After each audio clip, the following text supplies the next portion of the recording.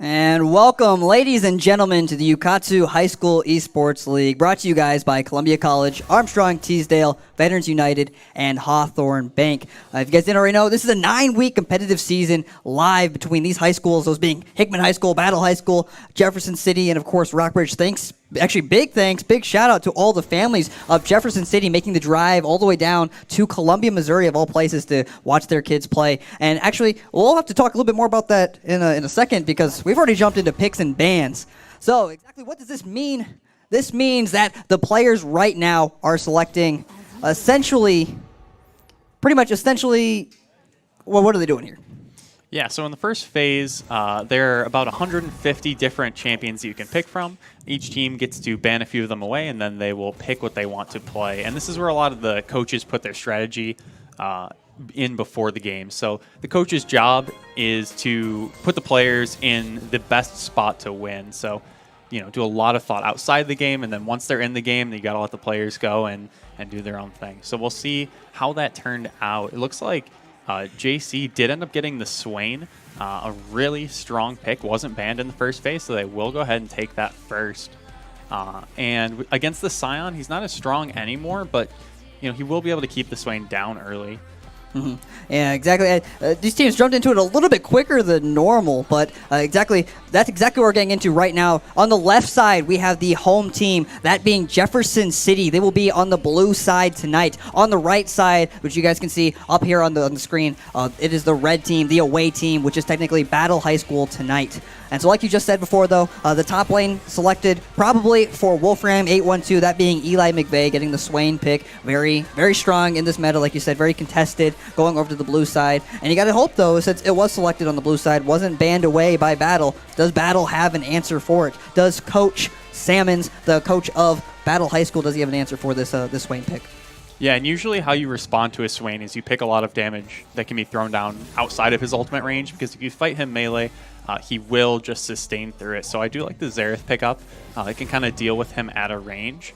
Then it looks like they might have gotten baited into thinking maybe it was a Swain mid, because the Xerath also does well into Swain, but okay into Malzahar. So we'll have to see how that mid matchup plays out. Yes, for sure. And we're actually going to see some new faces, or some new and some old faces tonight. From the jungle position for Jefferson City High School, we have Yugi 957. That is Atul Krishnadas. He was around. It was actually on the A team for the Jefferson City squad in the first 2 weeks. Hasn't been around since. Maybe I'm not really quite sure what he's been up to, but he is back tonight. This is again the 8th week of this 9-week season, and so he's got a couple weeks left and trying to come in and probably play a couple of games. He did play the Mumu pick a couple of times early on to some pretty good effect. So very excited to see that tonight, especially in picks like a Jax and like the Xerath, if he's able to get onto that back line, lock down that Tristana, which we're seeing come out from a new player tonight that we're also seeing, Addy 250. That is Addison Gish for Battle High School, a new AD carry. Kobe's not around tonight, so she's filling in, subbing in potentially,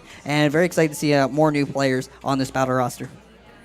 Yeah, definitely. It's always interesting to see new players play. I love that the coaches are giving more people a chance to play on stage, because it is such a great opportunity.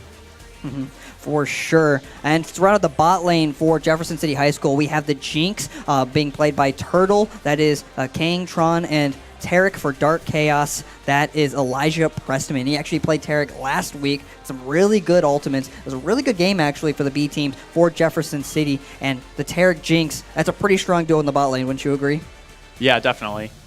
Both teams actually have a really good team fight. I'm interested to see how this plays out. I know Mumu just got buffed recently. I haven't seen him in any of my games, but he has a lot more sticking power, really, is what happens. Yeah, Mumu is a tank. Kind of his role for his entire team. This is with Yugi, by the way. He is playing a tank in the engage, one of the primary engage for his team. So he'll go forward and CC the enemy. CC being crowd control, think your stuns, your roots, your silences, that kind of stuff, to be that front line to kind of start those fights.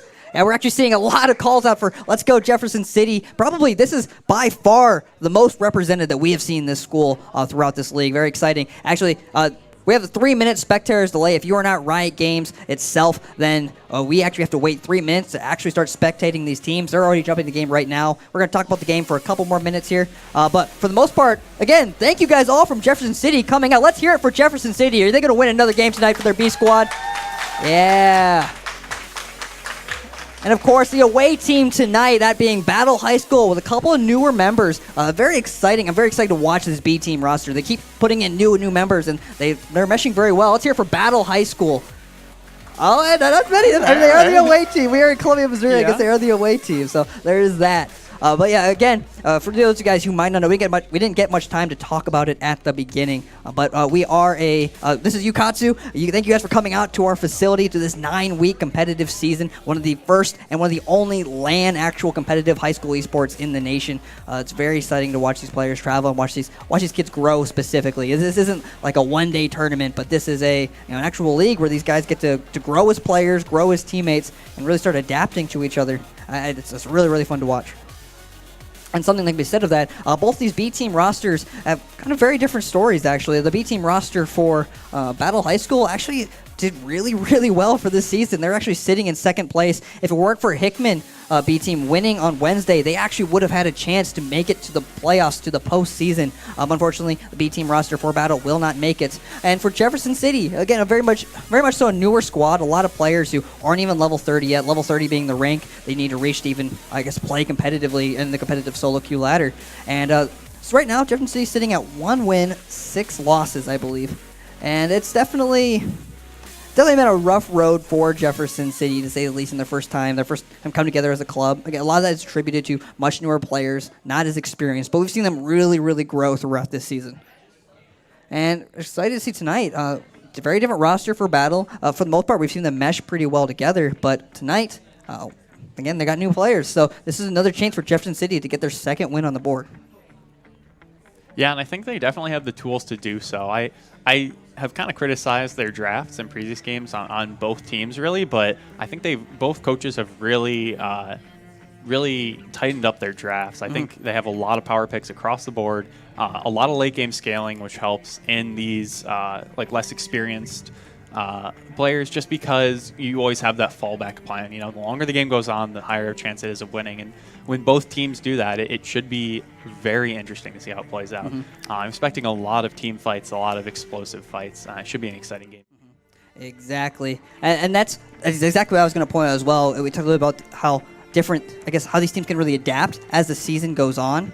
And that's the biggest proponent of this, is that these guys have actual coaches, which is so very exciting. It allows them to get better. It allows them to adapt and go back and review their games. And like I said before, I think we've both been there criticizing kind of what the team comps they put together in previous weeks. And this one looks pretty solid for both squads. If you had a preference for either one. I would still have to lean towards Battle, I believe. I think, even though Jeff City does have this Swain, it just depends on, if he can stay in the fights and stay out long enough. But Tristana, and I think the Zareth is going to be the key here. If he can really get ahead and get a lot of poke down, then it's going to be hard for Jefferson City to team fight. Yeah, I have to agree as well. Again, when we talk about team compositions, we're talking about how well the characters that these players have selected, how well they kind of synergize. It's how well they synergize together, how well their team comp fits together, how well they complement each other. And for the most part, this time, it's much better than in previous weeks. Yeah, so like we said before, though, on the right side, on the red side, is Battle High School. They are the away team, and right now we're looking at them leaving their base. The blue side, which is the home team, that is Jefferson City High School tonight. Right now in the top lane, we're looking at Wolfram 812 playing Swain, Tyrant, kind of Conqueror General-looking character, turns into a giant dragon later on. His name is Wolfram 812, Eli McVeigh. Again, a newer member for Jefferson City, came in about the mid-season, but it's been a very, very solid pick. Probably one of the carries of this B-team roster. It's a very exciting player to watch, playing Swain for the first time, I believe, in this league. And then, of course, Yugi, we talked about him a little bit, coming back tonight. Atul Krishnadas playing this tiny, mummy-looking character. But he's a lot tankier than he looks for being as small as he is. He's going to be the primary engage, the tank, the one locking everyone down for his team.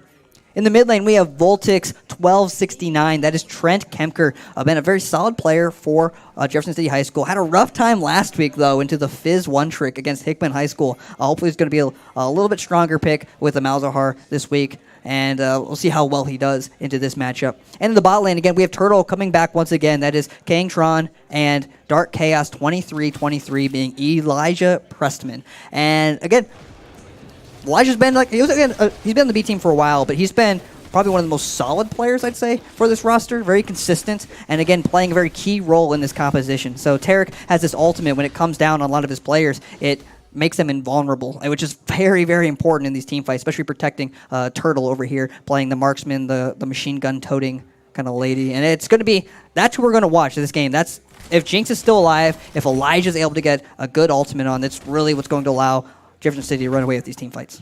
Yeah, and on battle side, again, Scion in the top lane. We've seen this champ multiple times now. A lot of engage and a pretty good laning phase due to that shout we just saw there. In the jungle, the Jax. Not a pick that we've seen too much, but he is still good, I believe, if you go a little bit of a tanky route, and he does scale pretty well into late game. He'll be looking to fight the Amumu probably pretty early. In the mid lane, Sir Klein on the Xerath. Sir Klein has done a really good job the past few weeks carrying for his team.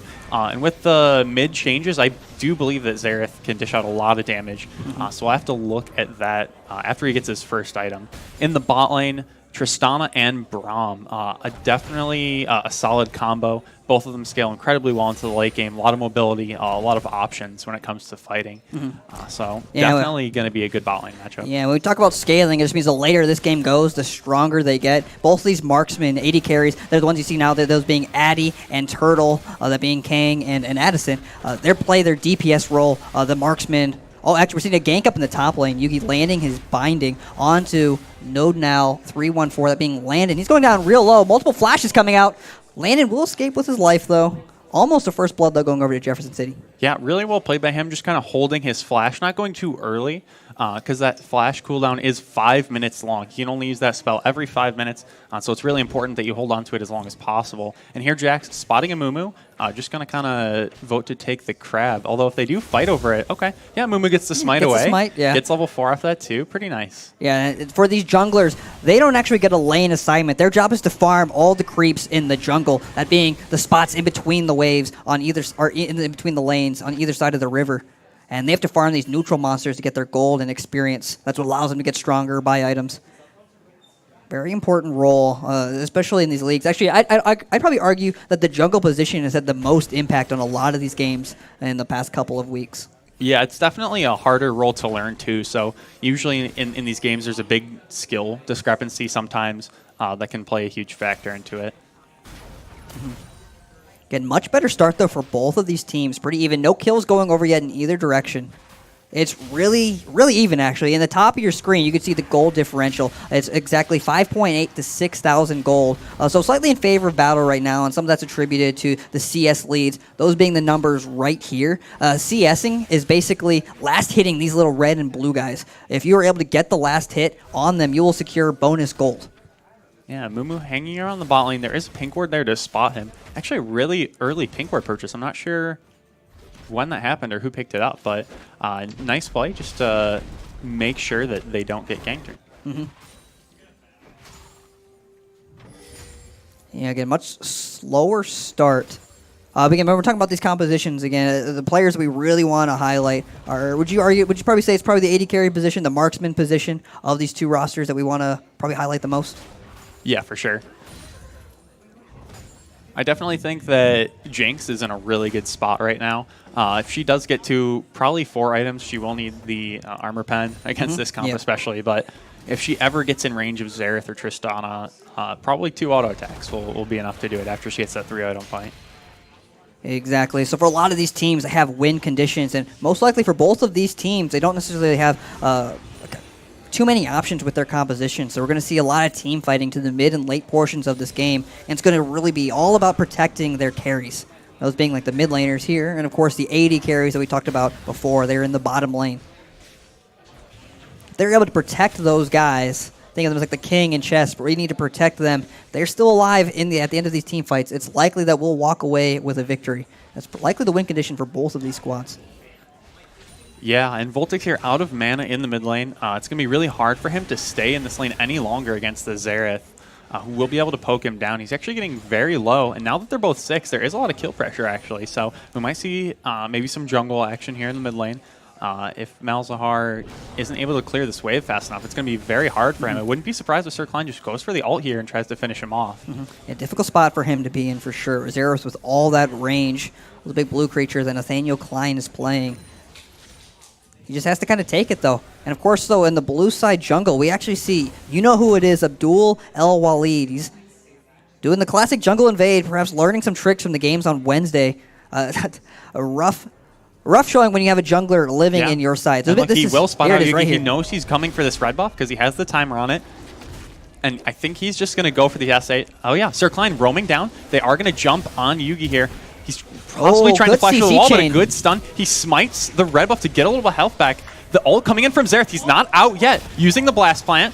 Sir Klein with the shot! Able to finish him off. Nathaniel Klein picking up the first blood. And that was a great play by Battle High School's B squad, understanding that Trent Voltix, he had to back off. He had no mana, no way to use abilities later on in his lane, so he had to back off, so they knew they had a 2v1 situation. Yeah, that was so well coordinated, and he was so patient with that last ultimate, just waiting for the blast cone to be used, getting the guaranteed hit. Really well played by Battle. Yeah. Later on, after this game, we have to go back. We don't even know if he had vision, actually, of him, if that was just a blind shot in the dark. Yeah, so what was going on there was an invade. So each side has their own jungle. You see the river in the middle of the map. This is actually the blue team's jungle. And Abdul, you know who it is, the jungler for Battle, was invading, trying to steal the resources away from Yugi right here. And as a jungler, when your resources get taken away, it can put you behind significantly. We've seen that a pretty common theme among a lot of the A-team rosters. And it's rough. It's not a lot of fun when you're losing your own jungle because there's not anything else for you to farm. You don't get a lane. You don't get minions to come to you every couple of seconds. Yeah, but with that, Battle High School picks up first blood, puts them in a slight gold advantage early on. Going over to the mid laner as well. That's only going to make the lane even tougher on Voltix. Trent Kemker in the mid lane. Yeah, and it looks like he's actually moving down towards the bottom lane. No, just getting a ward on the dragon, but he does have the option to roam right now. Or Amumu is hovering the top side of mid, so maybe they're looking to get a little bit of payback on the Xerath here. Seeing Abdul running into Yugi. Yeah, not opting to go for that. He's actually trapped. Both of Jefferson City solo laners have priority on this roam. The ult doesn't come out, though, by the Malzahar. Yeah, both ultimates. The ultimate, I guess, from Yugi missing there. Yeah, I think with the Malzahar ult, they could have just locked him down long enough, but a great flash. That was max range to get out of that. Shouldn't have happened, though. A little unnecessary kind of aggression coming out from Abdul. You know who it is. Had no backup there. Great job by Jefferson City classing on him. Missing the bandage toss. Not going to be able to root the Swain, and I think he'll get out. I think if that hits, though, he will get pulled in. Yeah, he'll probably pay for that. He did have flash up, but... Yeah, so there we go. Yugi bouncing back, even though he had that early invade. Finding good picks across the board. The gold difference is only about 600 right now, so nothing too huge. It is a first blood. It is rough to get invaded like that, but it's not really hurt them too much yet. And as long as both teams keep scaling, it will be pretty even as we get into the later parts of the game. Yeah, I'm really liking this restraint from both teams. Traditionally, when you guys look at professional play in League of Legends, there's not a lot of kills that go on early on unless something's gone wrong, essentially. And a lot of that's due to your experience and your decision-making and choosing not to make mistakes. And from a lot of these B-team rosters, especially earlier on, whether it be due to inexperience or lack of synergy with your teammates, there were a lot more mistakes, and they were kind of bloodier games. There were a lot more kills early on. And right now, it's kind of attributed to their experience and growth as players. Kind of say there's not that many kills going on. Yeah, and the Mumu ult's not up yet, so I think Brown will just be able to walk out. Nice Trist ult just to kind of disengage completely, make sure nothing can happen there. But, if the Mumu ult was up, that might have been the end of Braum. Yep.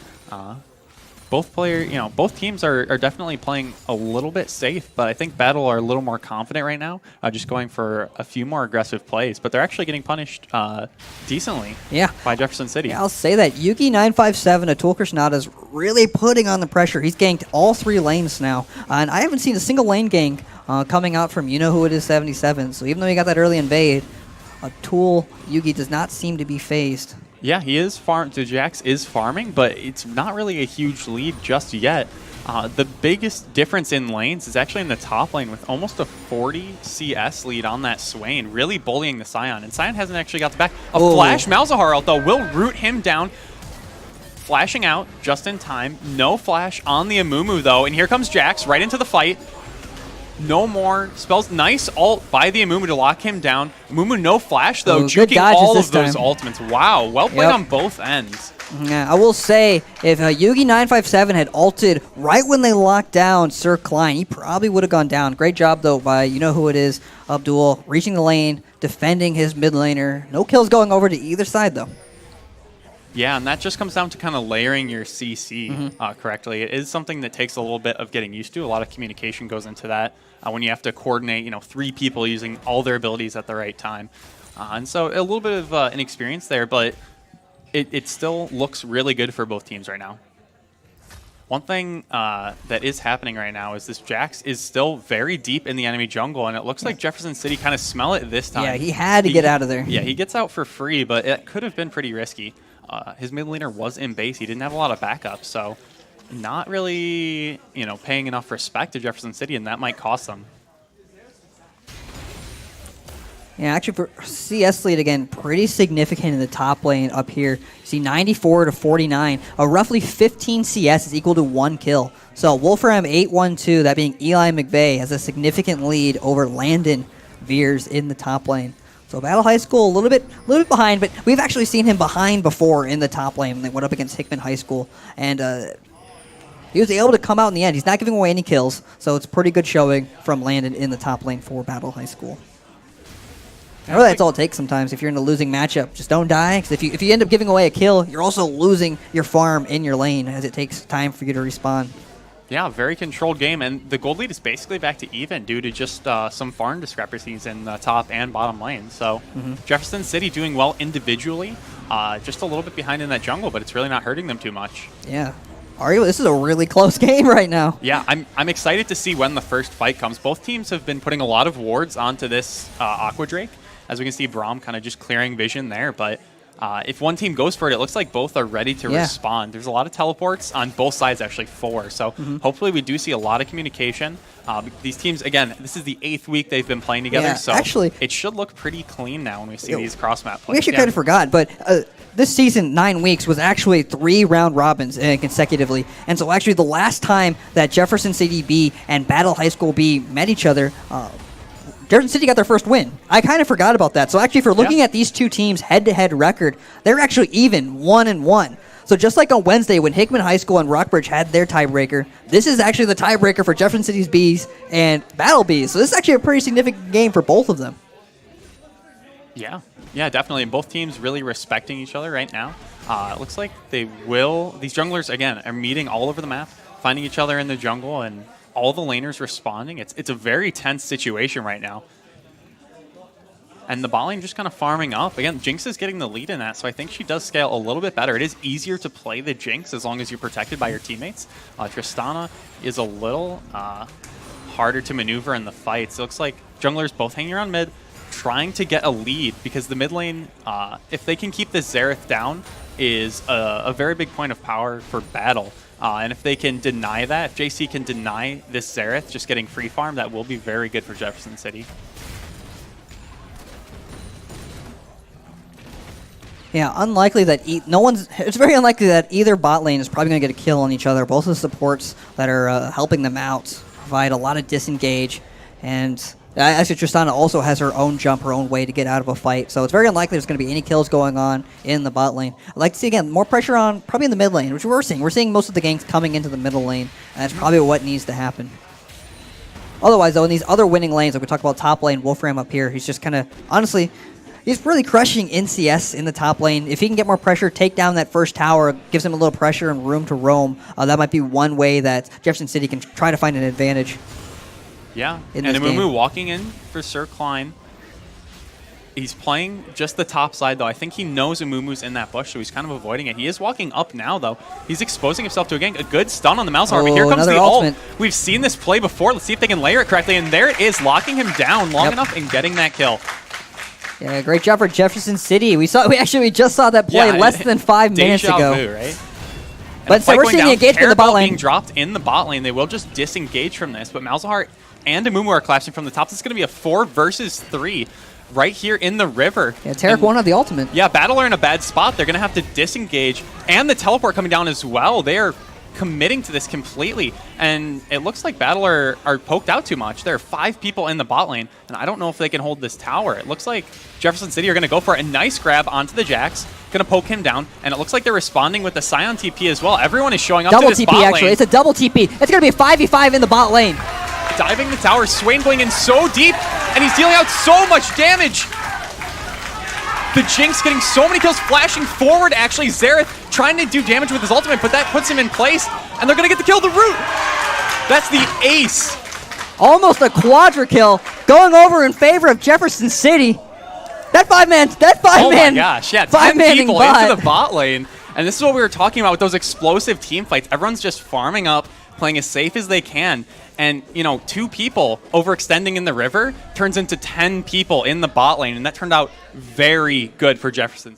That's exactly where the goal needed to go. Again, so you guys already saw the teleport came in from Jefferson City. They have 5 members down here to the 3 from Battle, and they're just going to dive this tower. Normally the towers are there to protect you, but with so many members of Jefferson City's roster down here, and with Battle's members being so low, they're just choosing to dive this tower. We see the flash coming in by Eli McVeigh on the Swain, prioritizing the right targets. Battle is pinchered right here. They don't know where to go. All the right people go down, and we see Turtle just going off. He picks up 3 kills, almost picking up the quadra kill, but unfortunately, Yugi steals that away from him, and he will actually go down to Landon in his passive form. Landon's passive will allow him to turn into a giant, just into a more dangerous creature of himself, and kind of just hulks him to death, bashes him to death. But that replay was brought to you guys by Veterans United Home Loans. Thank you, Veterans United, for making us, allowing us to rewatch all of those highlight plays whenever we want. And with that huge team fight win, Jefferson City are now up by about 2,000 gold.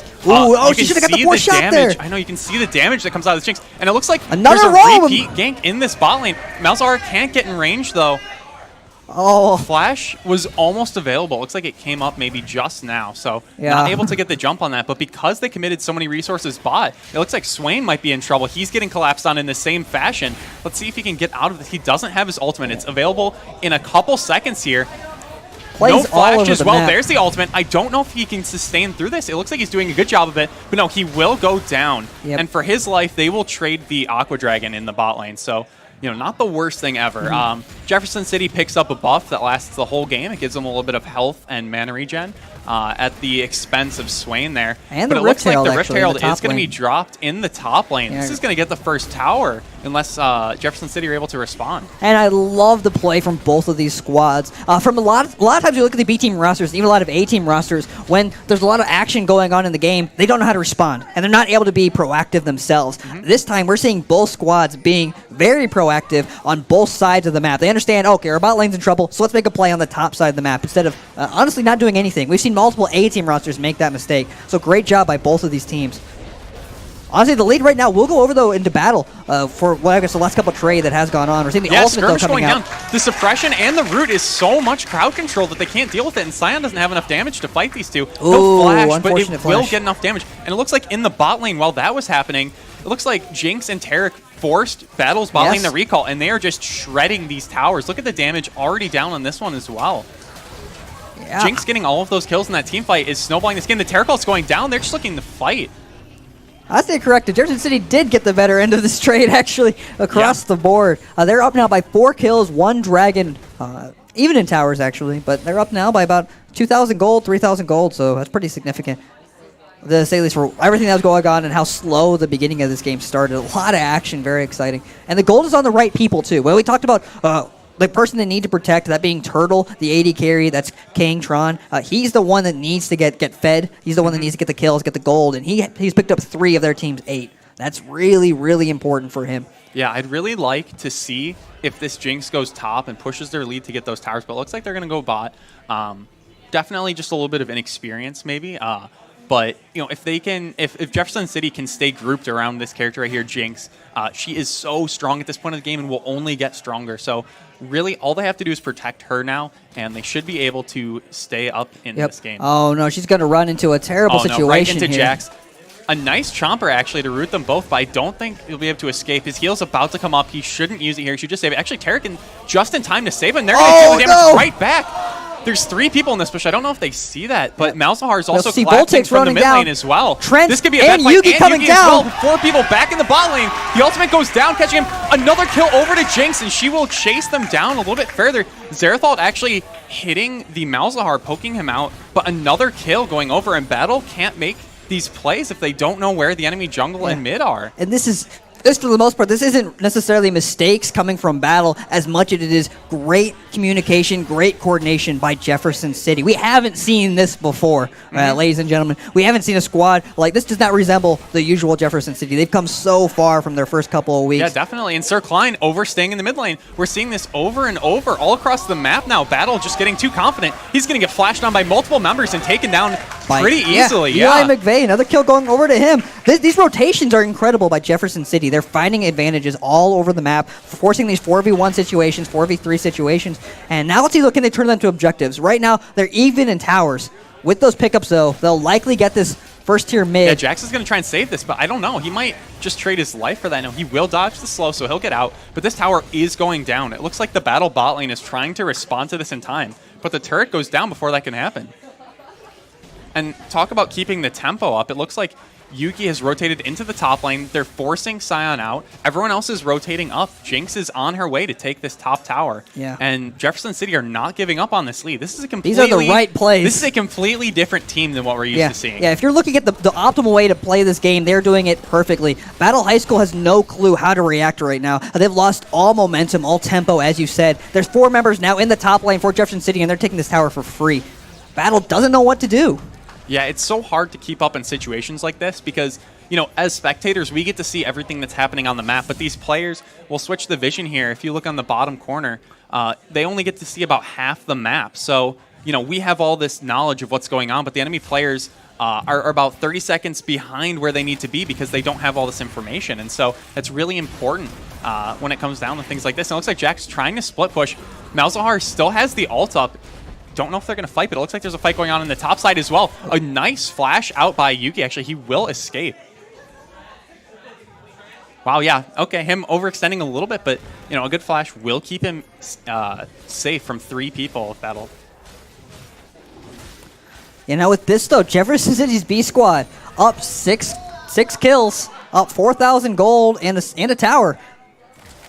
Yeah, what they really need to do now is just buy. Look at that Jinx damage, forcing the flash from Tristana, but Jinx might have overextended already. Yeah, Nathaniel is no slouch. Ult. The heal coming out to dodge the first one, the third one going down. All 4 missing. Really? Oh, we're seeing the emote come out bit. Just styling on him a little bit. Yeah, just styling on Sir Klein. Again, been a very solid member for his team. Nathaniel's doing his best to try to hold it together. When it gets to the later point in this game, he's going to be probably the stopgap, stopping Jefferson City from potentially pushing down too many towers. But again, Sir Klein, you got to land those ultimates. He was probably dead there if you landed them, but it's okay. We believe in you.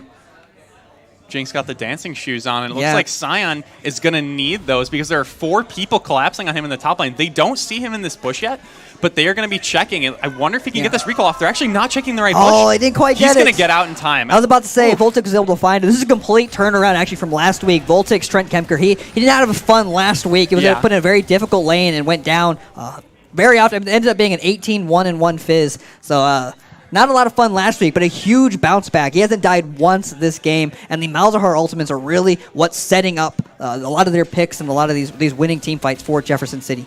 Yeah, and 2 people from Battle getting caught in the wrong place. Both getting rooted. The Jinx traps go down, and the Targal. There's nothing that Battle can do in this situation. They're just going to get chased all the way out of their jungle. Jack's getting spotted. Let's see if the root comes out. It will go wide.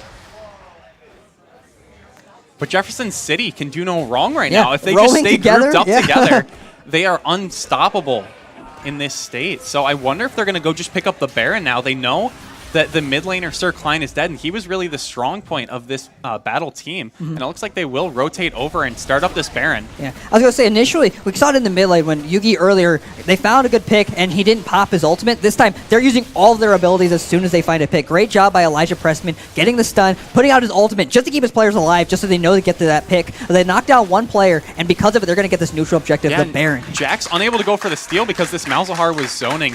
Really well played by Jefferson City. This is like a completely new team. They are so coordinated, and they're going to rotate right down to the Dragon. This is better coordination than a lot of the A-team rosters right now. This is incredible. It's probably some of the most optimal moves we have seen. Yeah, definitely.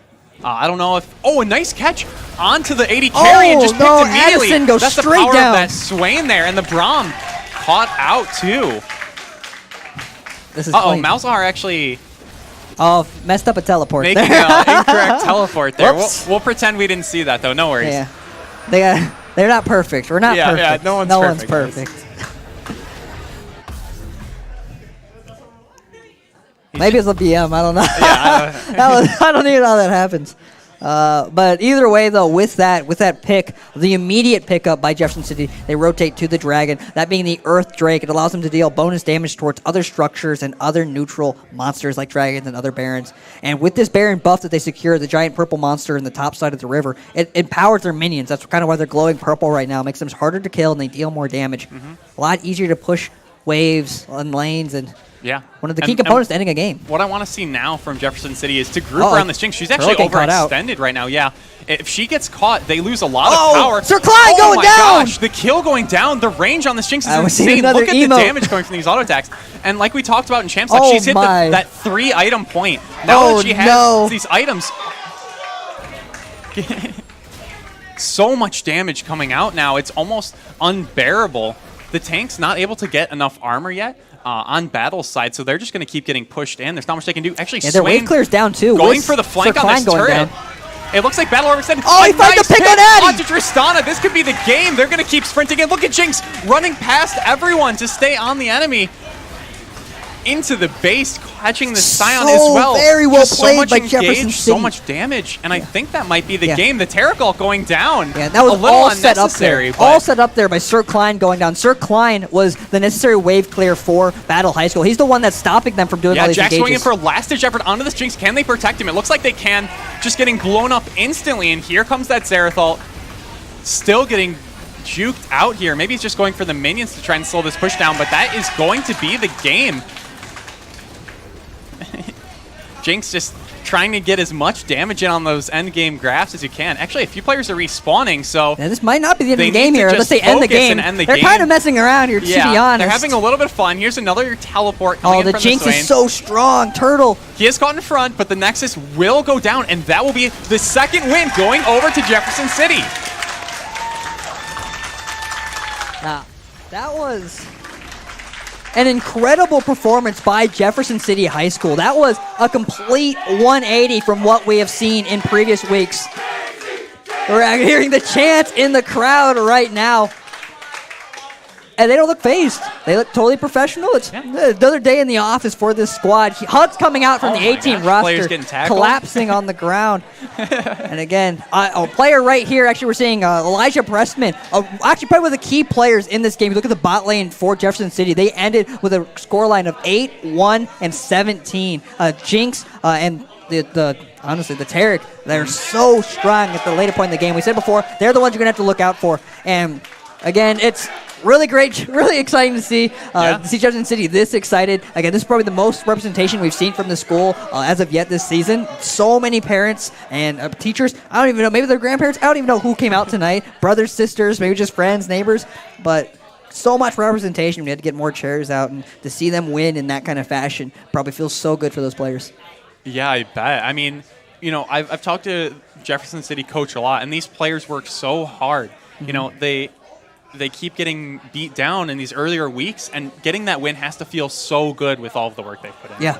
And again, from Battle High School, that wasn't necessarily the worst performance. It really wasn't many mistakes being made by Battle, but just a very good performance by Jefferson City. Yeah. And not a lot of it. They tried. Again, there was so much proactive play going on in the mid-game. It really wasn't Battle rolling over and dying. It was just Jefferson City making the right moves, the right plays. So very exciting game to start off tonight for a Friday, again, Week 8. We're about to jump into the A-team rosters for both of these teams, so don't click away from those browsers because we're going to be back after we set up the stage for those teams. And we'll be back. All right, guys. Yeah. Thanks. All right. Right now, I am actually with Kangtron, the AD carry for Jefferson City. In the last game, All right, first and foremost, that was a completely different team than we've seen recently. And it's not to say that Jefferson City necessarily was, I guess, like doing very poorly, but just the inexperience, I guess, was very evident from some of the players. I mean, how many players on your team or in your club would you say just started playing this game within the last 6 months? I would say like around like four to five people. Yeah, 4 to 5 people. That's a full team of people that is potentially just entirely new to this game, and that's pretty significant, especially when you talk about how long people, or like how much it really takes to get to understand this game. And you think about like Dark Quacker, for instance, the top laner for Hickman High School. He's been playing this game for 5-6 years. Yeah.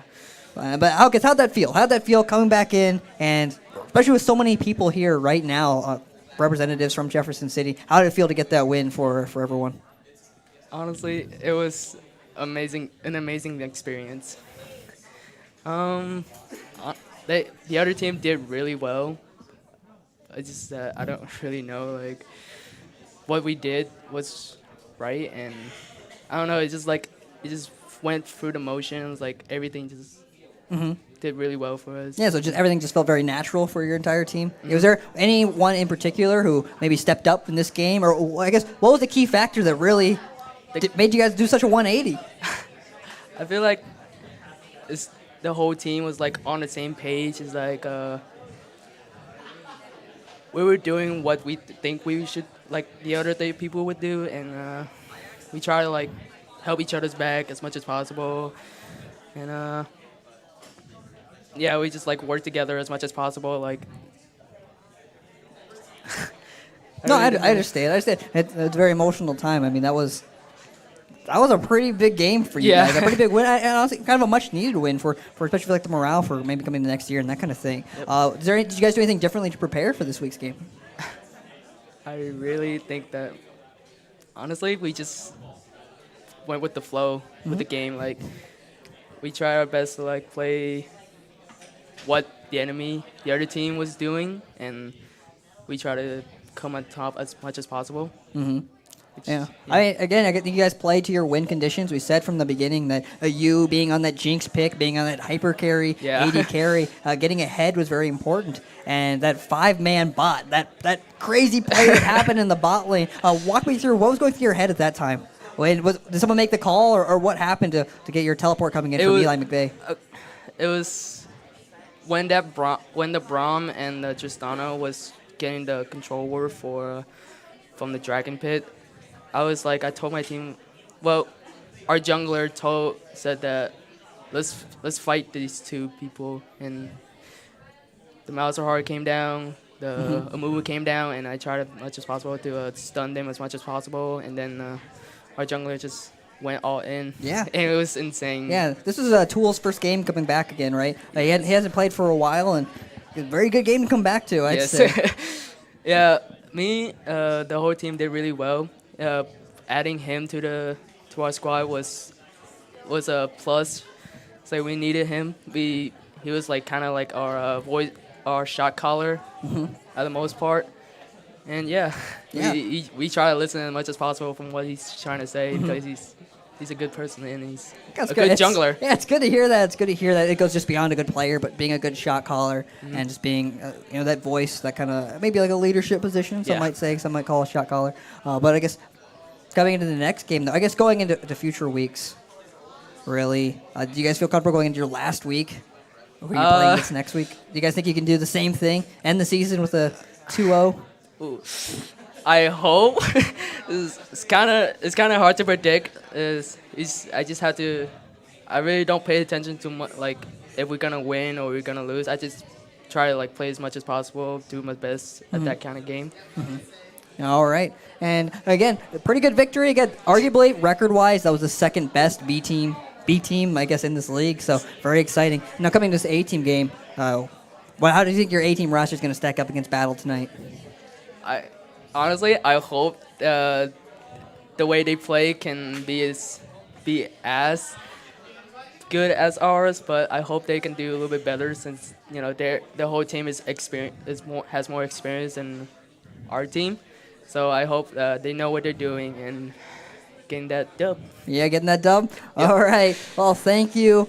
Ken, you are a senior, correct? Yes. So this is, I guess, a great way to close out your senior year. You picked out what you're going to do after school yet? Yeah, I'm going to college for culinary arts. Oh, Cooking. that's really exciting. Yeah. Culinary arts is so much fun. I wish I could cook. So that sounds like a lot of fun. Thank you for being out here. Give us a little insight into exactly what your games were. And I guess we're going to get ready to cheer on the A-team rosters for both Jefferson City and Battle High School. We're going to be back in a couple of minutes, guys. And I guess we're going to see if Jefferson City can get that dub as the home team tonight. So we'll be back. Thanks, guys. Thank you. We're back, ladies and gentlemen. We were actually waiting on a couple of members from Battle High School's A roster to get back from their drumline tryouts. So very excited. They're back now. I hope to hear later on how well they did. They look pretty excited to be back. Maybe that's just to avenge their B team rosters because what went down last game was, oof. Yeah, it was a great game by JC. Both teams were playing on a pretty high level. It was very coordinated.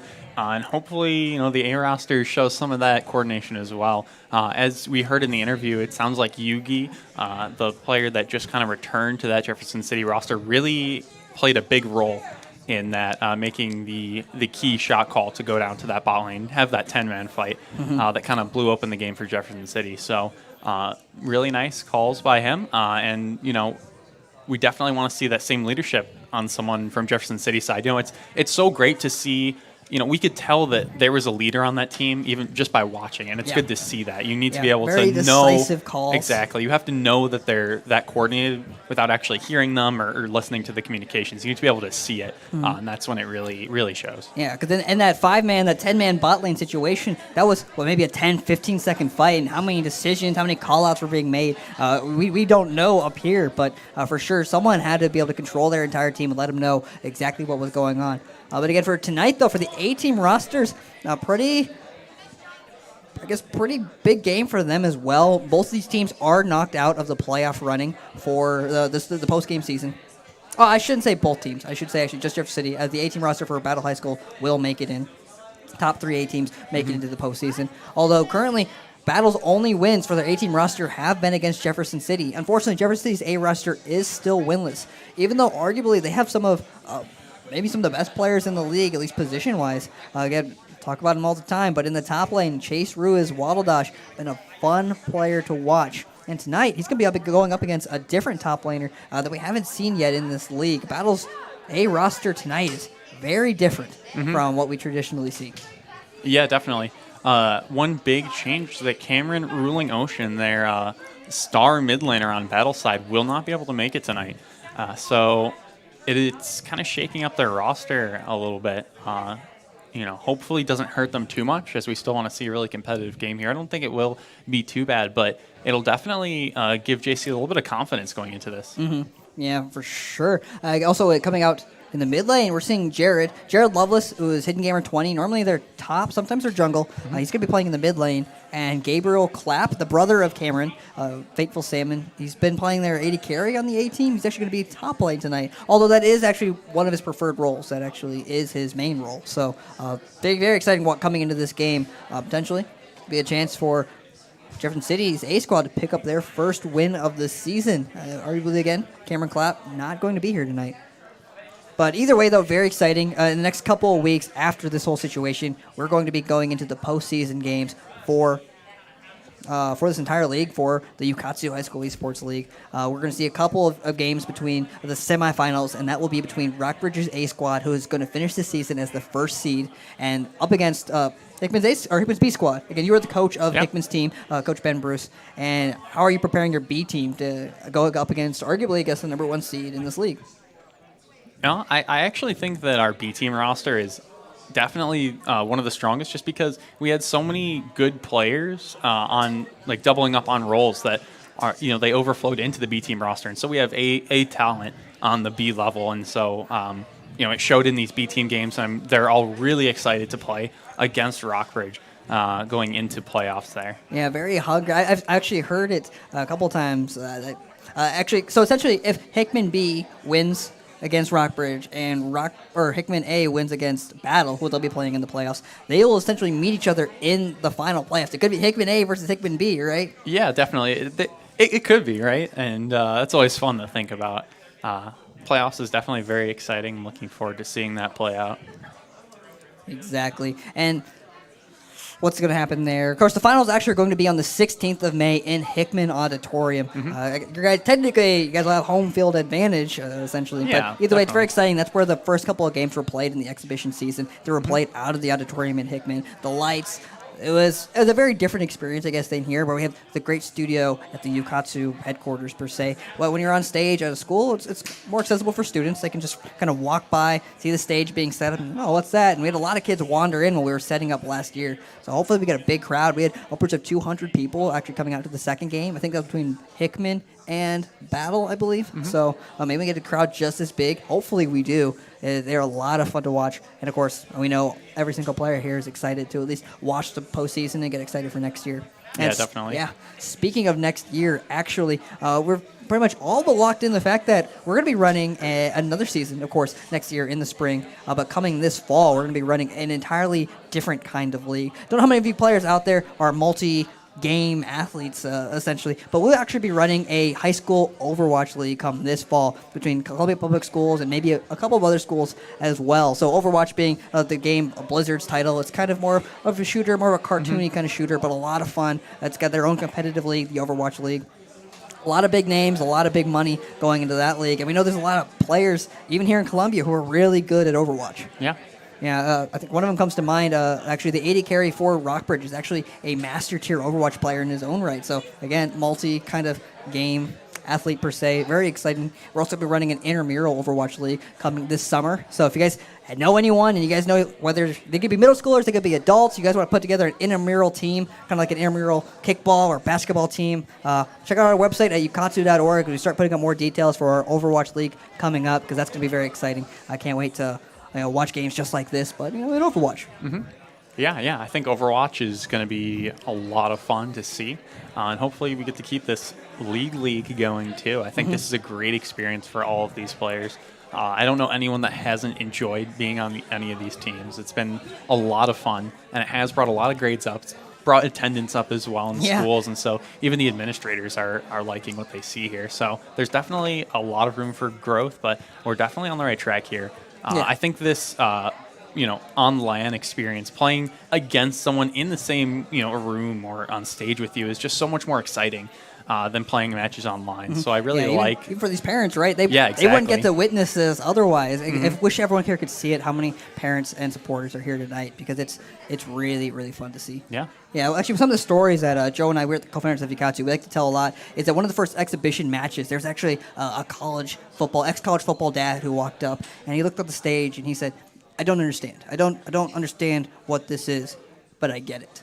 I get it. I see my son up on stage next to his teammates. I see them talking to each other. I see actually how excited he is, and I get that. I don't understand the game, but I get the experience that he's getting right now, and I think that's what's truly valuable for these kids. Yeah, I love that. I mean, esports is definitely, not something that has been around forever, but there's definitely a big group of students that are drawn into it that wouldn't normally be involved in, normal sports or any other groups. So it targets a bunch of kids that normally wouldn't be involved in any school or, person-to-person programs, and it's really important to have something like this around.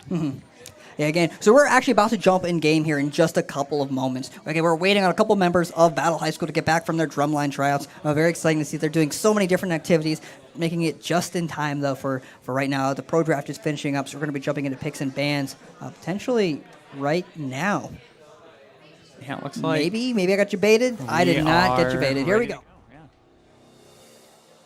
Yes, we're jumping into the picks and bans of these two rosters. Once again, though, on the left side, the blue side, we have the home team, that being Jefferson City High School. Again, coming off an amazing B-team win last time around. Let's see if they can translate that, the energy, the excitement over to their A-team roster and get their first win of the season. Yeah, and there's the Aurelia ban by Battle. Definitely a respect ban towards Waddle Dosh. Chase Ruiz in that top lane has been a monster time and time again, and there we go, another ban towards the top lane. So looks like Battle strategy is just to keep him, bring his power level down a little bit and influence the map elsewhere. Yeah, he's been so, I guess, He's been so much of a focal point of this Jefferson City roster that he's even got a kind of a fan club. They shout Waddle Dash off. Or I guess some players in this league will shout Waddle Dash's name even if he's not playing in that night. So that's pretty exciting for him. Again, we're hopefully to see some great plays because he's arguably probably the second best top laner in this league. Yeah, and it looks like he's being put on the Yorick. So definitely looking to maybe pull off like a split pushing situation. I know he has been playing a lot of Yorick in solo queue, so he does have a lot of experience on this champ, and it looks like Battle have picked the Riven maybe to kind of counter that, and something to just initiate on him and fight him constantly. And that is Gabriel Clapp's most comfortable top lane pick. He loves Riven. If he has a one trick in the top lane, his one trick would be Riven. So Riven is a very mechanically intensive champion. I mean, it's not easy to play, at least at the highest of levels. So we're gonna see here, can he perform at the, I guess, at the level that he needs to take on a top laner like Chase Ruiz. Yeah, the Yasuo coming out as well for Cameron, Escape Velocity in the mid lane, paired with the Zac. It could be a very deadly duo. And then Hidden Gamer on his classic Akali, which Akali is actually known to be a little bit of a lane counter to Yasuo. So we'll see how that plays out. I don't know if that was planned. They should have expected Hidden Gamer to be playing that champion. One thing I do note here is that there is a lack of magic damage. You will have the Zac, but normally he doesn't itemize into ability power. So, you might see a lot of armor stacking, especially on the Sejuani and maybe on the Riven a little bit. And it'll be harder for Jefferson City to deal damage in the late game. We'll have to see what the bot lanes turn out to be. Yeah, interesting, the Swain ban coming out in the first round. They're the blue side, which means they get to pick first, Swain being a highly contested pick. Interestingly, that they don't pick that champion. As we know, Escape Velocity, Cameron Day is pretty proficient at Swain. But like I said, he's opting for the Yasuo instead. Actually, we saw Pauly in the mid lane a couple of weeks ago kind of carry pretty hard on this Yasuo. So maybe that's what Escape Velocity is trying to do today, trying to one-up him. Pauly himself, that being Charbel Nabahan, he's playing Tristana, the champion that we saw last game as well. And in the AD carry position, being played by Jarrett Kimball, hovering the Teemo pick, kind of a troll. Instead, he's opting for Twitch instead. A rat crossbow wielding guy, really more of a hyper carry at the end of the game to get to that point. Twitches can be very, very scary. Also, they synergize very well with Braum. Braum was seen last game as well. He has this passive where if he gets an auto attack or he lands his Q ability, which is a skill shot, and if any of his teammates land 3 other auto attacks, it will stun another player. Twitch's ultimate allows him to have his auto attacks go through other people and, I guess, hit people behind them, as well as increasing his range. So they do synergize very well. And just at first glance, again, no ability power, no Corki AD carry coming out here on Jefferson City's side. So if it does go as slow as the last game, it might give Battle enough time to get armor, but they do have a lot of squishy champions, only one real tank, so it might not even be that big of a problem. We'll have to see how this plays out, though. Interesting to note that it looks like Yasuo is taking the exhaust in the mid lane. Something you don't normally see. Usually he goes for an ignite or maybe a teleport. So he probably understands this Akali matchup very well and knows that he'll probably need that to keep himself alive in that lane phase. Yeah, Akali herself is definitely more of an assassin, so deals a lot of burst damage. That Exhaust Thunder spell decreases the amount of damage output when cast on an enemy. So I hope I see a lot of fun trades between these mid laners. Haven't seen Hidden Gamer 20 play mid before, but again, Akali being his kind of his one trick in the top lane, see if he can translate that to the middle lane instead. Yeah, and last second, Akali herself switched to the exhaust, so we're only seeing one teleport on each team. Last game in the B team games, we saw 2 on each side, and that's why we got that explosive 10-man in the bot lane. So this time it'll be a little harder to pull off, but if both mid laners roam down, it still looks like we can make that happen. And just so you guys know, we are on that 3-minute spectator delay, so in about 2 minutes here, we will be able to hop into the game and get a glimpse of that action that has already started for the players. Yeah, I could feel the excitement in this room now, though. Jefferson City, again, had a tough road for the last couple of weeks throughout this league. It's not easy, I guess, keeping the morale up after loss after loss. And even though they know that they're trying their best, they're performing, and they're getting better and practicing. Even still losing is always rough, but you can feel the excitement on the left side of the room tonight. Very, very exciting. Yeah, actually, this might be one of the biggest crowds we've seen. Yeah, actually ever. Not just from Jefferson City, just ever tonight. And of course, of Jefferson City, we know you guys want to hear, you really want to hear or see your A-team roster get their first win of the season. How do you guys think you guys are going to do tonight? Jefferson City, let's hear it for your A-team roster, guys. Yeah. Battle High School, though, are you guys going to bounce back? They have not yet lost to Jefferson City, so let's hear it for Battle High School. You guys in it tonight? Again, the away team. Out of the energy is really coming from the left side of the room that we're seeing, finger guns being pointed at us from the AD carry of Battle High School. I think he's trying to give us a guarantee that they're not going to fall tonight. But either way, though, we're 1 minute away from actually jumping into this game. And last game was so fun to cast, so fun to watch. Very, very hype. And I'm really hoping that this game delivers. Yeah, win or lose, all I want is the same quality of game to come out from both of these teams. I want it to be even. I want it to be explosive. I want to see a lot of action. And I think we'll get that. I have a feeling it'll be a good one. Something that we'll have to watch is Silver Eagle in this bot lane.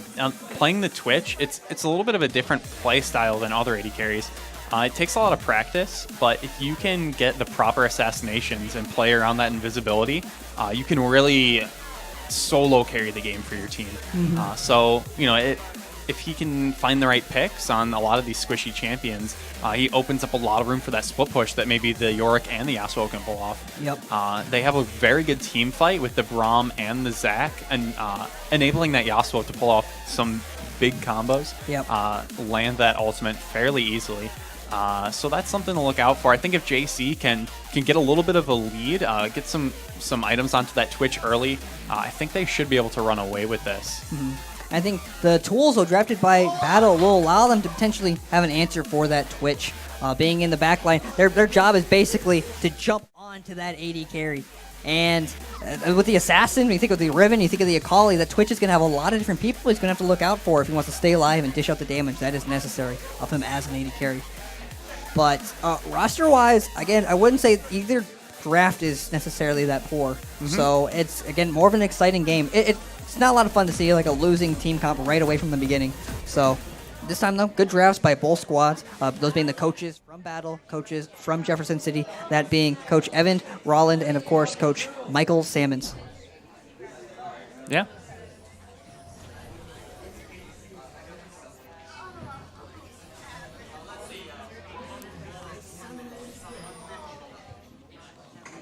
And here we are jumping into the A-team game. We see an early... It's like an invade coming out from Jefferson City. A lot of pressure. Sejuani Oh, not paying Scrumpy attention. Not looking at the looking at her screen. game. And gonna burn the flash. It doesn't look like she's actually going to get finished off. No Ignite on Jefferson City side, but that is an early flash burn. Yeah, maybe distracted by the people in the crowd. Yeah, who knows? Scrumpy, Anusa El Walid not paying attention. Sounds like my solo queue games, honestly. Yeah, definitely. Except I would have died. So yeah, I guess that's the worst situation. Did not give away the first blood. But that flash is pretty important, like I said before. That's on a 1 minute cooldown. But here they are, though, in the top lane right now. Honestly, the star of Jefferson City, maybe the star of this league. His name is probably chanted more than any other person, specifically by a lot of the other members throughout this league. I mean, a lot of the other teams, they don't even go to the same school, but we hear Waddle Dash being chanted, even if Jefferson City isn't being played. But that is Chase Ruiz, the top laner for Jefferson City, playing Yorick, a split-pushing monster, kind of a Gravedigger kind of character. Of course, Dragon the God, unfortunately missing that Q, not going to get the knock between two camps. Playing Zac, we've seen this pick played numerous times. Great tank, great engagement potential for his team. That is Quinn Kemker. Yeah, and it looks like they didn't leash him, so because he started E, this is going to be incredibly hard for him. Yeah. He will have to smite early. And okay, it looks like there's a pause coming out. Yeah, it was a sound issue, so we're going to get right back into it in 2 minutes. Well, that's kind of rough. 2 minute pause.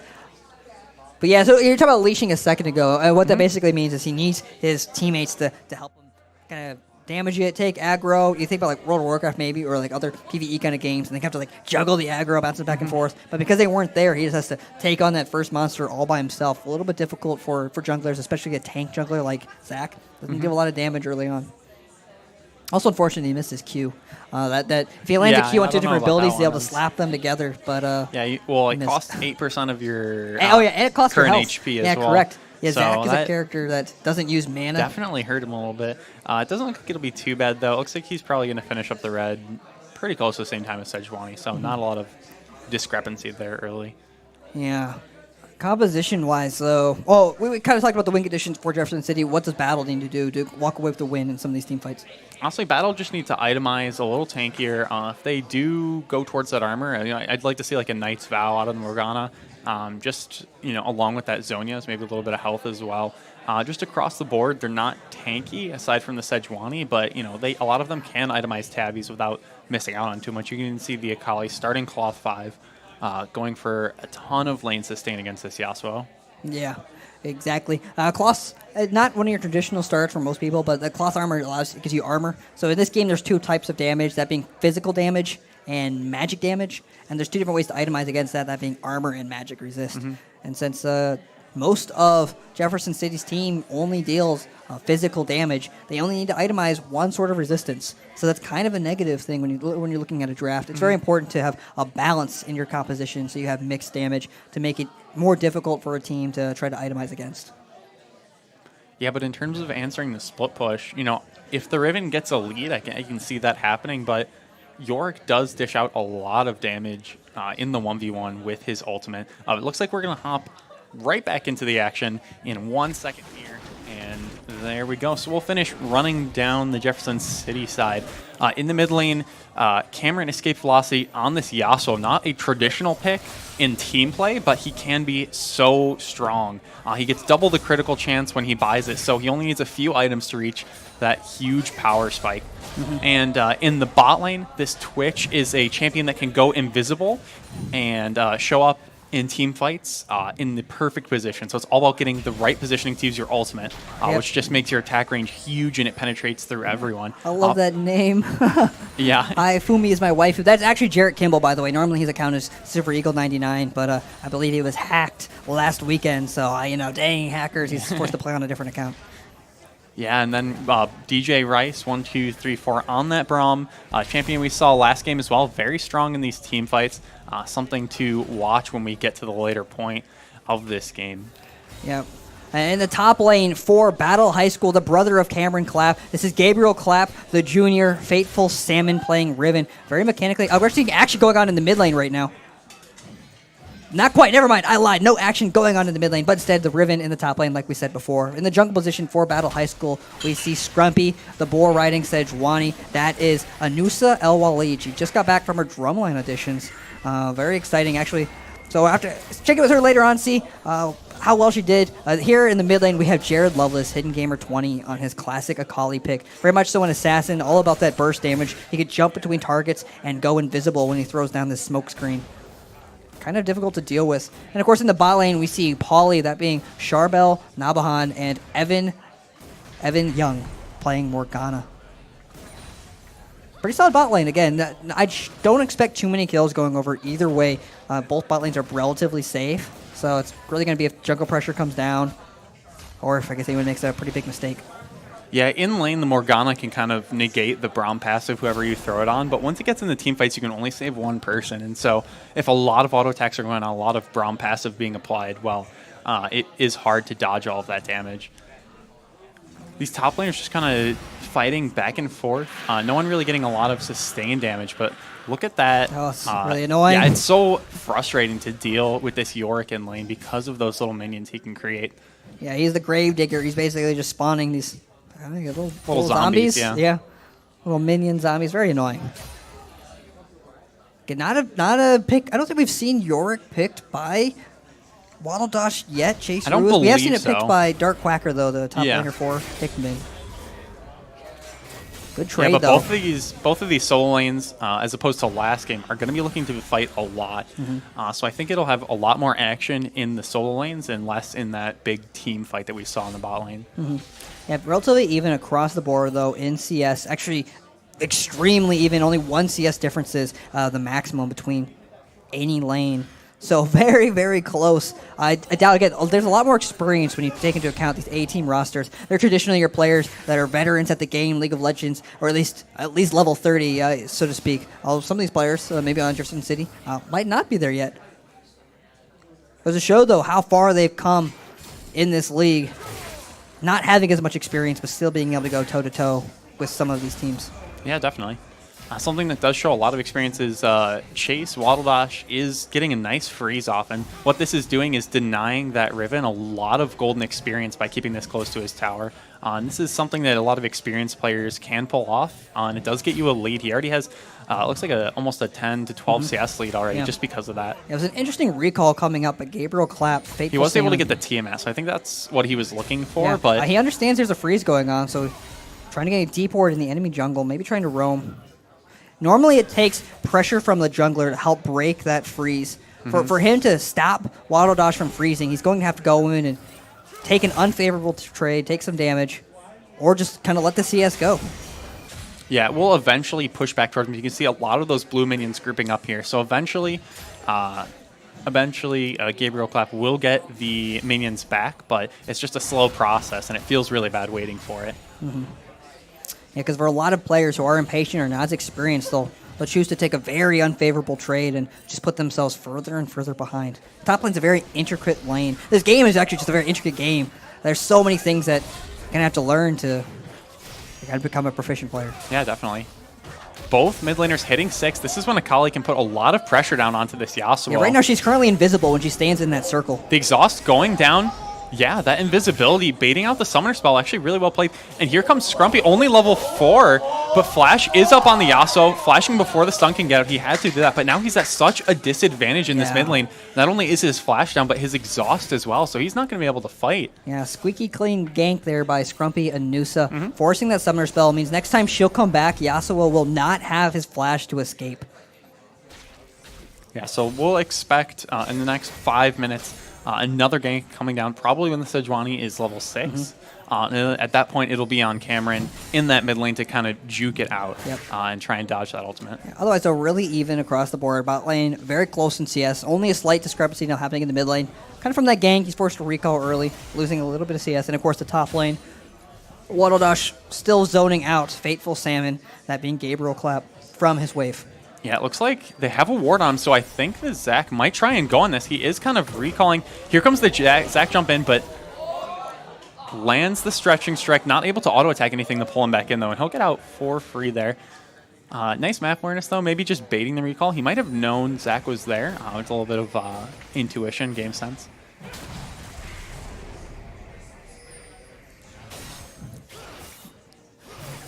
Ooh, so much action going in the mid lane. Ooh, unfortunately, his wind wall's not able to block the tower. Normally it blocks all projectiles, but tower damage will go through it.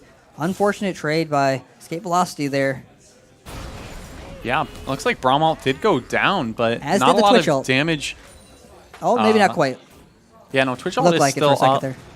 but not, damage on that Tristana that's really meaningful. So Yeah. maybe a little ambitious there, but it's nice to see them pulling your trigger. Jefferson City have been known to be very hesitant with their plays, so it's nice to see that they're at least trying to force something here. Yeah, That they did is force good the ultimate signs. from the Tristana, and that was that big cannonball that knocks people away, so they won't have that disengage next time around. Yeah, it looks like Scrumpy is waiting to maybe come over the wall and look for a gank here, but She's kind of losing out only farm, level though. 5. Yeah, Yeah. she needs to really get level 6 to make these ganks a lot stronger. It looks like she'll just end up going that route. Zach is already level 6, so a little bit ahead of her now. Yeah, champions, when they reach level 6, unlock their 4th ability, their ultimate ability, their strongest ability. It allows her so much more ganking potential. She throws out this giant skill shot projectile. When it hits another champion, it just stuns them in place and slows nearby enemies as well. So really, really big tool in the arsenal of the Sejuani. And something to note here as well is Yasuo has already got a back off. When he was forced back, Hidden Gamer in the main lane was not able to make anything happen. Didn't get the recall off. So he's at a cloth armor against the Zeal of Yasuo. And so I think once he's able to buy, he will be much stronger in that lane.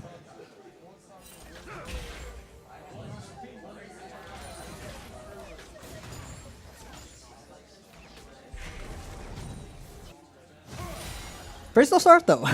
Yeah, slower start, but just, it's even in the mid lane, even in the bot lane. The only lead here is in this top lane from Jefferson City, and here we go. Another freeze off. It's a lot of pressure on that Riven to have to move. Oh, she's this forcing far the forward. TP, though. He's Riven actually is teleporting TPing the bot lane. And it looks like this is running out. Will go down, catching the Braum. I don't know if he'll be able to jump out. It looks like he does get the jump. The heal goes down as well, but that is the first blood going over to the Riven, committing to that bot lane fight. Really well played by Faithful Salmon there. Yeah, and that's a decision that needs to be made. Obviously, he's not winning his lane in the top lane. He can't really fight or contest his wave, so he chooses instead to make a play on the other side of the map. This time, the 4-man bot happening for battle onto Jefferson City.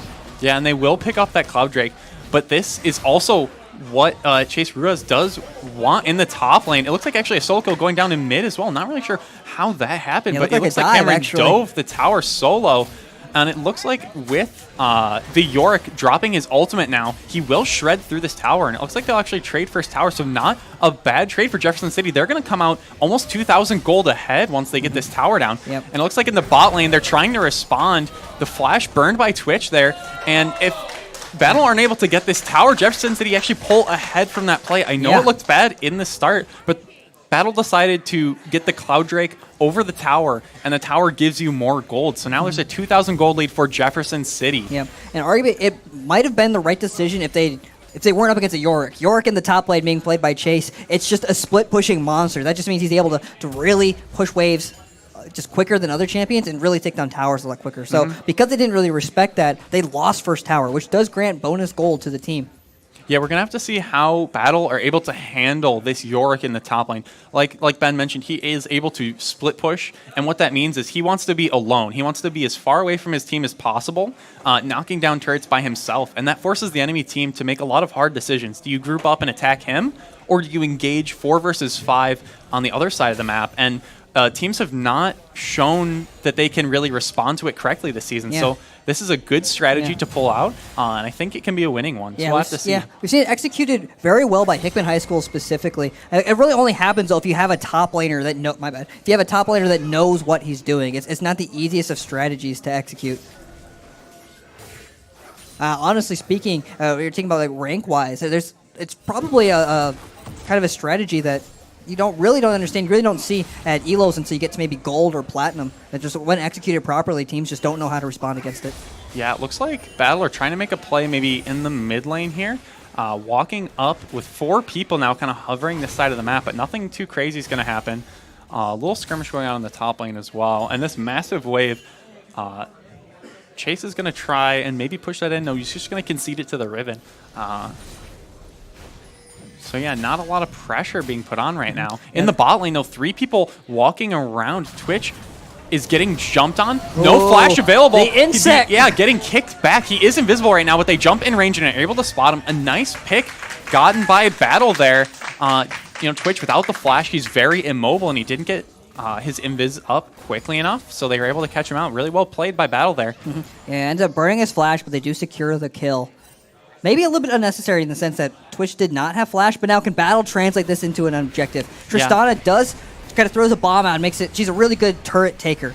So potentially, if they're able to get this objective, very well played by Battle. Yeah, Braum hanging around. No one else to really help him defend this, so he's not really providing much to this tower defense. Twitch is on the way, but Chase does have teleport. I wonder if he could have even saved this tower, but that will go down basically for free for Battle. A good pickup, but in this top lane, the Riven is getting zoned off of this tower, and this is exactly what Chase wants to be doing, stopping the recall as well. He gets a lot of free time on this tower, and again, if Battle don't reply to this, if they don't find an answer and just keep Chase out of this game, it will keep going south for them. A 40 CS lead up in that top lane. So even though Riven got the kill when she made that play in the bot lane, she's still very far behind. And those are the decisions that Battle needs to make, and that's very well played by Jefferson City. What are we going to learn? My bad. Very well played by Battle High School, though, taking that bot tower. They need to decide, do we respond to Chase, or do we try to pick a fight somewhere else? And that's honestly the answer to split-pushing compositions. You need to execute at the same time, all together as a team, and choose which one are we going to fight. And for a lot of times, if you engage 5v4, if you know you're split-pushing, and you're able to get more objectives than the split-pusher, then that's really how you beat that composition. Getting that first tower in Jefferson City, or getting that second tower, I should say, Jefferson City not getting anything in return, does mean that is what Battle needs to do to respond to Chase. Yeah, and so what they've done now is they've put their Tristana and Morgana up in the top lane to combat Chase, so he can't really deal with two people at once. And on the other side, they've put their Riven in the bot lane just to try and kind of wave clear here and get a little bit more farm.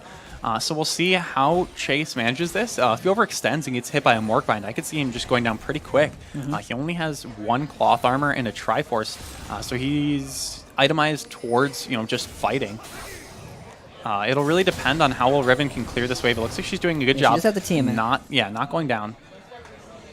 Now this is the person right here, Quinn Kemker, that we kind of need to see a little bit more action from. No assists, no kill participation yet on the board. He will get very big later on in this game, but not quite having the same amount of impact that Anusa Yeah, I'm Scrumpy surprised. He synergizes so well with this Yasuo, but I don't think we've seen him gank mid once.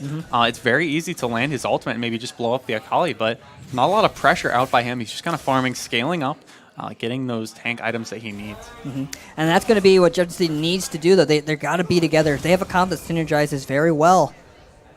But if they never pull the trigger, then we'll never get to see that comp in action. Yeah, he's going for his blue buff here. A lot of members from the enemy team are in the area, but they don't know he's doing it because there's no vision there. So pretty safe. Scrumpy, though, 4 levels down against this Yasuo. Don't know if she wants to be in this lane here. Probably safer just to back off.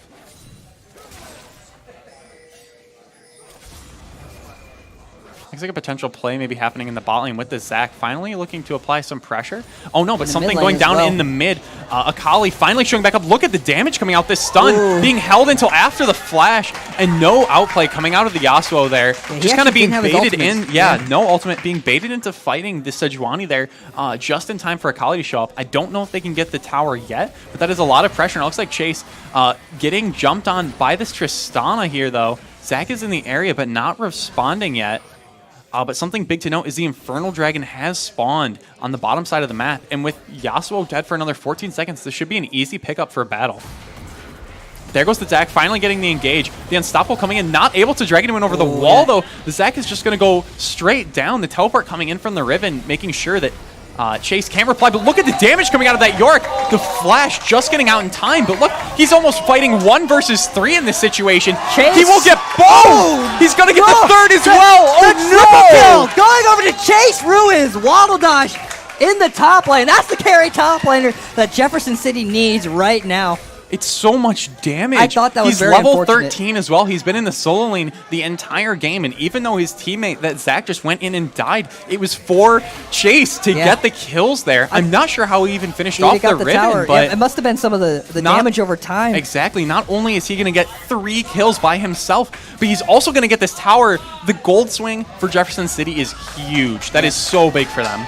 A little reminiscent of Dark Quacker from week 6 or so, I believe. But I thought that was a terrible situation for Jefferson City to be.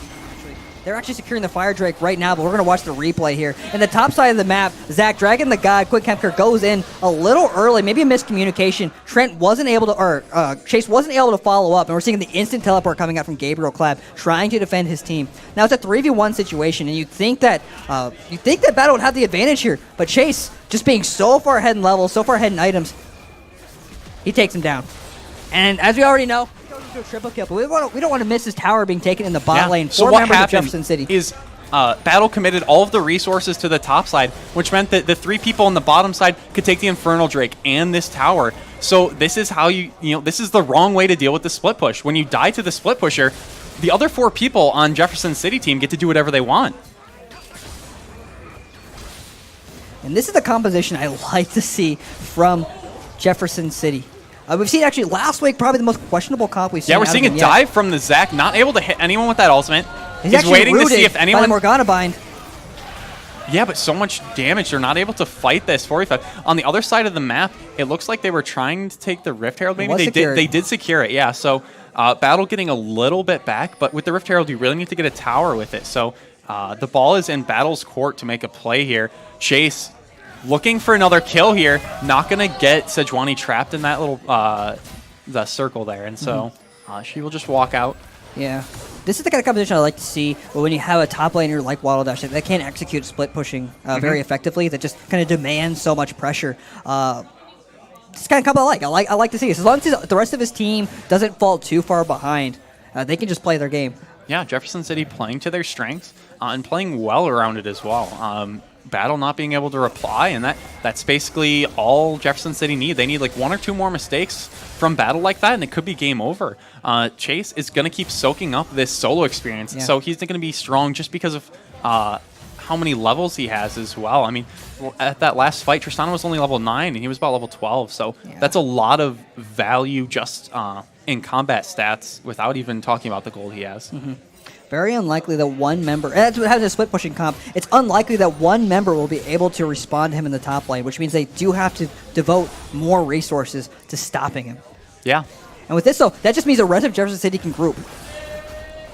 They are 4 members in the mid lane. It's a very strong Battle didn't see this coming. They sent their bot lane to the bot lane, and so with 4 people in the mid lane, that's another free tower going over to Jefferson City, playing the rotations really well. And, you know, look at Waddledash. He just keeps pushing this lane, and 3 members responding to him. And this is actually a chance for Jefferson City to push some other lane here. He's pinging the question marks. He's letting his team know, hey, there's so many members up here responding to me. Get something else on the map. And that's what you need to do when you have a top laner that's split pushing.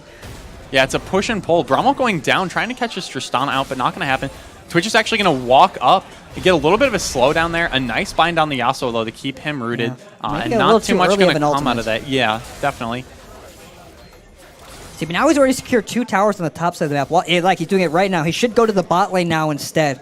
Get as many objectives as he can for free. Yeah, and what'll happen now is whenever Chase on this Yorick pushes in the bottom lane, that forces the enemy team away from the Baron. So if they collapse on Chase, Jefferson City should get that Baron objective for free.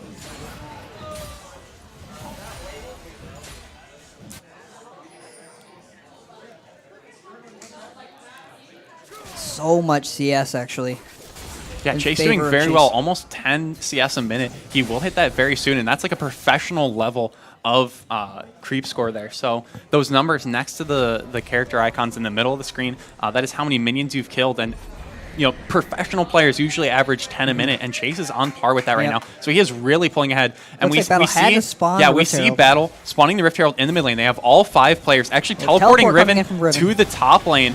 But I don't know how long Riven can last, but it looks like a fight is breaking out in the mid. Zach jumping in, not grabbing anyone. A nice ult going out by Sejuani. Akali going into the back lane, getting exhausted. This is going look at that aggressive south. jump. Yeah, the Tristana standing under tower, autoing everyone. Nice knockup, but Paulie is diving so deep under these towers, and he's going to be able to finish off everyone. Yeah, that is 3 people going down. The Zach to follow. 4 kills going over, but in the top lane, Chase finishes off the Riven. So it is that 4 people in the mid lane for Battle winning, but Chase winning in the bot lane. And this is a decision Battle needs to make, though. They won the fight, but what do they do now? They're opting instead to respond to Chase, stopping from pushing further instead of pushing the fight. And those are the fights that the Battle needs to take. We're going to check it out right now. They have to make that decision. So they kind of just used Gabriel Clap in the top lane as a sacrificial lamb, forcing him up there to at least slow him down. And then the fight executes in the mid lane. I think actually the Black Shield actually I'm not really quite sure what happened. I'm pretty sure it was the Black Shield that prevented Morgana flashed out of it last second. Yeah, but just so much damage. And this Tristana is under the tower being ignored by Jefferson City there. You can't let that happen. Tristana has 2 items already. So strong in this game. And she just shreds through everyone. Yeah, she shouldn't be able to do that. But those triple kill going over to Tristana. Putting Charbel, Paulie, 5-1 right now. That's where the gold needs to go for Battle, right onto your AD carry, your scaling carry. And if they can continue to win team fights like that, they can at least stall this game out and at least answer to Chase if he's unable to split push. He was able to get a tower out of that, though. So objective-wise, because Battle and Jefferson City both got a tower, it was only slightly in Battle's favor just because they got 1 more kill. But you know, Jefferson City still is in the lead by about 2,000 gold here. They do have that Infernal Dragon, so they scale a little bit better. And it looks like Chase will just try and push this tower, pushing the limits a little bit. He doesn't see the enemy team. And meanwhile, like we said, his team is on the other side of the map getting the important objective. This Cloud Drake spawns. They're just going to pick it up basically without contest. 4v3. Actually, yeah, 3 people showing up from Jefferson City. Riven's just going to go right in and try and fight this. The Yasuo is so low in the backline. And again, Tristana not getting hit. This Twitch can't deal enough damage. And Jefferson City are getting shredded. Yep. And that's just not playing towards your win conditions as Jefferson City. They had the numbers advantage, but they need to understand who they need to target. The Tristana was just freely attacking the front line. And unfortunately, the Riven also got on top of Twitch, the AD carry in the backline. They're just trapped in that pit. Yeah, and again, in this top lane, we want Chase to split push, but it's so hard for him to break those inhibitor towers. It's hard to maneuver them, and you don't know where the enemy team is, and he wasn't able to get anything out of that split push. So that's actually really unfortunate news for Battle, because they had the advantage. There was a 4v3 situation, and Battle couldn't win that. Yeah, they'll lose the fight. Jefferson City couldn't win that. Exactly, yeah. Jefferson City lose the fight. They get the dragon, but they don't get anything out of Chase split pushing, so they do actually fall behind in gold now. For the first time this game, Battle have a gold lead. It's very minor. It's only 400 gold. But look at this Tristana just destroying these towers. Chase is in the area, though. He's threatening to fight here. A nice Morgana bind. The Tristana as well, just making sure he's nowhere close. And they will have to keep running from this. Yeah, right now, the gold advantage has just swung in favor of Battle High School. They're up by 1,000 gold. Now up by 6 kills. So things have really gone south for Jefferson City. Yeah, it is extremely close now. All of that gold lead that Jefferson City had was on that Yorick in the top lane, and so if he's not able to push his gold lead, they're actually weaker across the board. Yeah, and it really goes back to that mid lane tower dive. You actually saw how low multiple members of Battle got, but none of them went down. So because the Tristan was able to get so fed without any other members of Jefferson City getting strong, they're just going to keep losing these fights.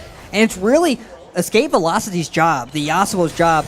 Oh, he actually is getting picked out right now. Going down, just blown up immediately. The Tristana getting one good auto attack off. And here's a really nice front-to-back fight. Again, Tristana being ignored in the backline. A nice ult by Zach. Tristana. There we go. Finally the focus, but Riven getting a huge 4-man stun in the backline. Will get stunned up herself and finished off. Trading. Tristana still alive in the backline. Will jump. Not flashing forward, though. Getting the kill on the Zach. Jumping forward again. Right into Chase, doing so much damage. And actually, Chase's ult that made him zoning a little bit. Akali left alive. It looks like this is a 2v2 situation, but we're going to go ahead and maybe take a look at that replay and see how that team fight played out. Chase was able to secure a triple kill. He's sitting at 7-0. But the problem right now, though, is Jefferson City's targeting. We're going to check that out right now. But you saw how quickly Riven, Fateful Seaman, was able to get the Twitch. Twitch is the one sitting in the backline. Both AD carries untouched at the moment. Good ultimate by Zach, grouping them all together. But you see Tristana on the outside not being attacked. Great job, though, by the Riven. Gabriel Clapp going right on to Jarrett Kimball, the AD carry of Jefferson City. That is exactly what Jefferson City needs to do. They need to stop Pauly. He's 9-1 right now. But look at that damage, though, coming out from Chase Ruiz. And maybe if he can get on top of the Tristana, these fights won't go so south. But no one is targeting Pauly. No one is targeting Charbel. And that is the problem. Yeah, and because they've been able to knock down so many towers, it actually looks like they're going to keep trying fighting. Right here. Yasuo is going in a nice ultimate. Good damage coming out from Escape Velocity. Finally finishing out the Tristana, and 2 free kills going over. That might be the Baron. Yeah, I think Jefferson City will go down to the battle. That's what Escape Velocity needs to do. Yeah, let's see if they're able to get any objectives out of this, though. I don't know if they're going to be able to take any inhibitor turrets in time, though. Yeah, the bot lane of Jefferson City on the wrong side of the map. If they can get an inhibitor for this, they have a large minion wave, so they'll probably be able to get 1 tower out of this. Death timers of battle still at 20 seconds. It looks like they're going to try and fight the top side in this 3v3. Yeah, allowing their bot lane to potentially secure that first inhibitor tower. Ooh, almost a knock up there, but the Morg Shield saving him from that. But like we said, in this bot lane, they're getting this tower for free. So maybe 2 towers for free. Yeah. Battle needs to make the decision right now. Yeah, Battle are waiting for all of their team to spawn. Now that they have 5 members strong, it looks like they're going to try and force a fight. And these are these impossible situations that split pushing comps do to you. You can't decide what do we lose. So Sejuani getting grabbed. This could be really bad for Battle. This might be the game, actually. If this fight goes up. Yeah, no, Tristana is showing up faster than the Twitch and Braum, though. Yasuo will go down. Chase Ruiz still being a huge threat in this fight, but he is 1v5 right now, not able to deal enough damage. And meanwhile, this Twitch and Braum didn't respond fast enough. They're actually going to get caught out now, slowed down by this Tristana with the red buff. They're going to get chased for sure down in the spine. I don't know if they're going to be able to make it out. Yeah. And that's just not Brummo going wide. Oh, no. He's going to sacrifice himself for his AD carry. She will get the reset on the jump. He's still going to escape. And that's just miscommunication by Jefferson City. Yeah. Battle's bot lane able to respond quicker. Again, no one's targeting Pauly. Pauly's only died 2 times. Yeah, 260 CS. They monster. Make an inhibitor tower on their own. Exactly, because Jefferson City all died there. They're off the map for almost 50 seconds, and there's a big wave in this mid lane that Hidden Gamer is able to take advantage of. He will break this tower open. Twitch is behind him. He doesn't see the Twitch yet. This might be a bad decision, though. Yeah, he has to flash away immediately. Very unfortunate decision finishing off the by Twitch. Jarrett Kimball. And he might even get out of this completely scot-free. Yeah, he's just going to walk out Yeah. from the tower. A big misplay there Yeah. by And- Silver Eagle on that Twitch. As an AD carry main, assassins are the single most dangerous thing to your life. And him making a decision to try to 1v1 an assassin as a lone Twitch was very interesting, to say the least. Instantly going down, that will slow down the tempo of Jefferson City. They were able to secure the inhibitor in the top lane, meaning super minions will spawn up there. They will get pressure on the top side of the map, but without Jarek alive, can't force too many team fights. Yeah, it looks like the third Air Dragon is going to spawn here.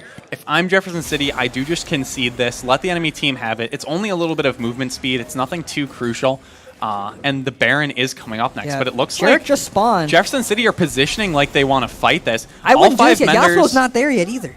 Yeah, everyone from Jefferson City is on the way, but if they choose to fight this, it's going to be very close. I don't know if Zach will go for the steal. This No, is the they're time just where they gonna should be concede curing it. vision around Baron instead. Exactly, yeah. They should wasted be so much time. playing the other side of the map for sure, but And this might be due to, again, Jefferson City's A squad has not yet won a game, so they had a lead. They still arguably are strong enough to close out this game with the right fights. But do they have the experience to know, I guess, what the right decisions are? Because currently they're making some very questionable calls when they have the upper hand and the advantage. yeah, what they need to do now, Chase does have his teleport up, so they need to put Waddle Dash in a side lane. They need to play the other 4 people around this Baron and put Battle in a lose-lose situation. Hopefully we see them able to do that. It looks like Chase is backing. We'll see where he goes. It looks like he's actually running towards the Baron, so they just want to stay grouped around him. Like we said before, He has teleport. this Yorick, I know, but this Yorick is their only strong point, right? He Exactly. has he has Exactly. 8 of their 11 kills. They need him in these fights, or they're just going to get run over by this Tristana, who has now hit 4 items. Exactly. And maybe that's the decision too, because honestly, if he's not able to get under Stan and she does have this jump, then they will still lose these fights. So it's almost a situation where maybe he should be split pushing bot, and their team just needs to not get engaged on. They just need to threaten the Baron, force Battle to respond to them without actually fighting, so Waddle Dodge can actually force multiple members to the bottom. Yeah, but against a Morgana and a Sejuani, that's so hard, Yeah, right? exactly. It's It's very easier said than difficult. done. You Yeah, get hit by one definitely. binding, and the whole game could end.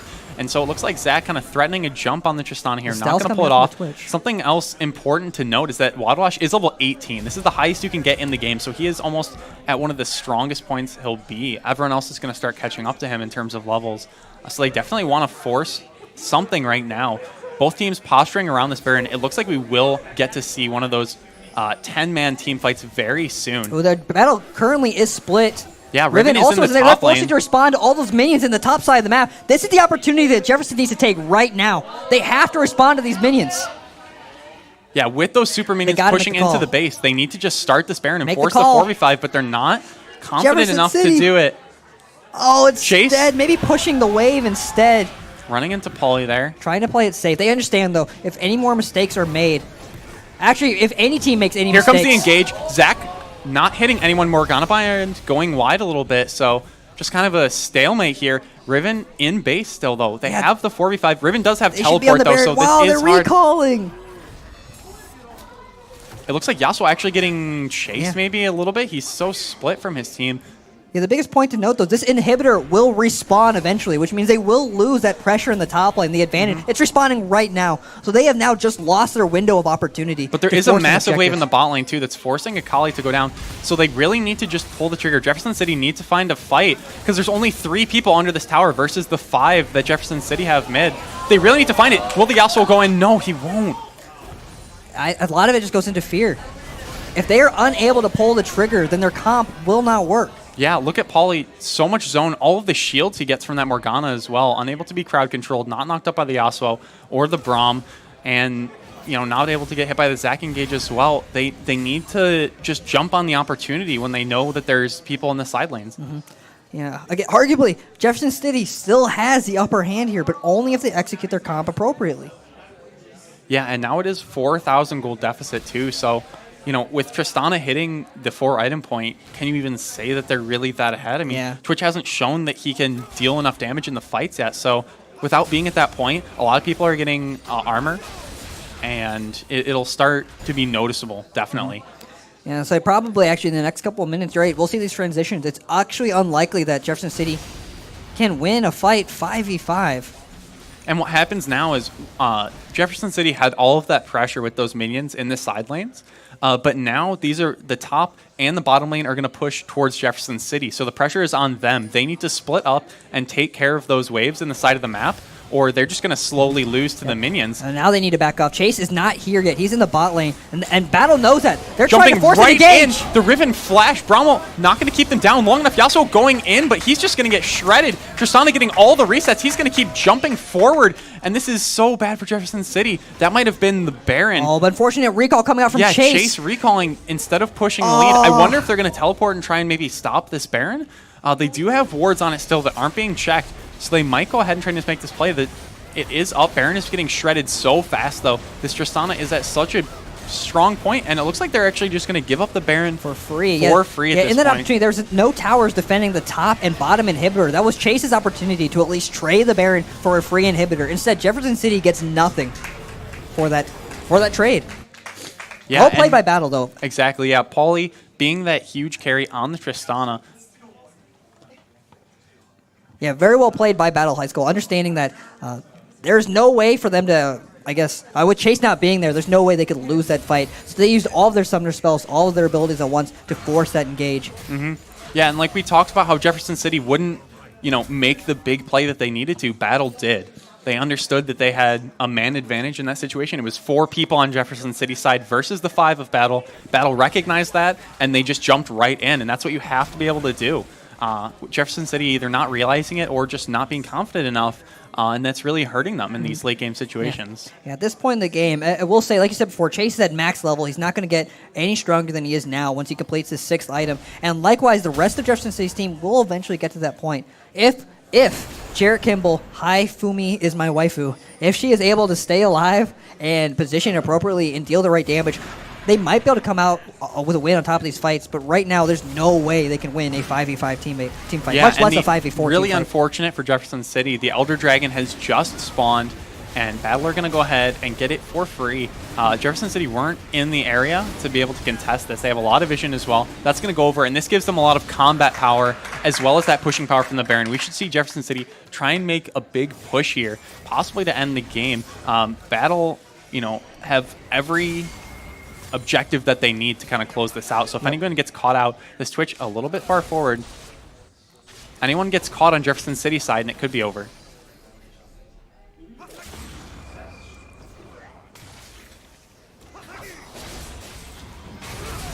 Very well played, though. It gets just systematically going from objective to objective. Very good job playing to their win conditions. Definitely. Yeah, now Good a rotation. 6,000 gold lead.